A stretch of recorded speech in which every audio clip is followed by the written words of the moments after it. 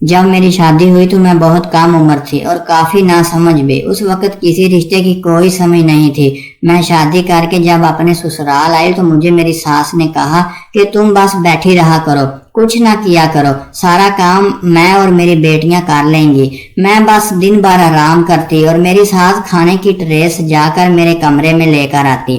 میں خوشی خوشی کھانا کھاتی، دن بھر ٹی وی دیکھتی، کپڑا بھی میری نندیں ہی دھلتی تھی۔ میں بھی انہیں بہنوں جیسا ہی پیار کرتی، ہنستی مسکراتی رہتی۔ اور جب میرے شوہر آفس سے واپس آتے تو میرے لیے روز آئس کریم اور چاکلیٹ اور چپس لے کر آتے۔ مجھے کیک بھی کافی حد تک پسند ہے تو وہ کیک بھی ضرور لے کر آتے۔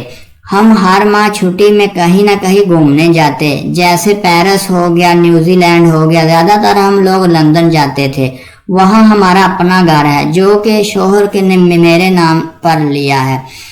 میرا بال تک میری ساسو ماں بناتی تھی، انہیں میرا بال بنانا کافی اچھا لگتا تھا۔ وہ دنیا کی سب سے اچھی ساس تھی۔ میری نندیں میرے سر پر تیل رکھتی اور مجھے دن بھر بھابھی بھابھی پکارتی رہتی۔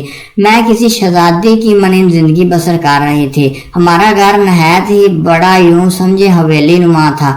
5 گاڑیاں ڈرائیور سمیت کھڑی رہتی تھی۔ جب جہاں دل چاہے چلے جاؤ، کوئی روک ٹوک نہیں، کوئی منع کرنے والا نہیں۔ اور پھر اچانک سے کہانی میں امی آ گئی، جنہوں نے مجھے 2 چھترول لگا کر کہا، صبح کے 10 بج رہے ہیں، برتن کون دھوئے گا؟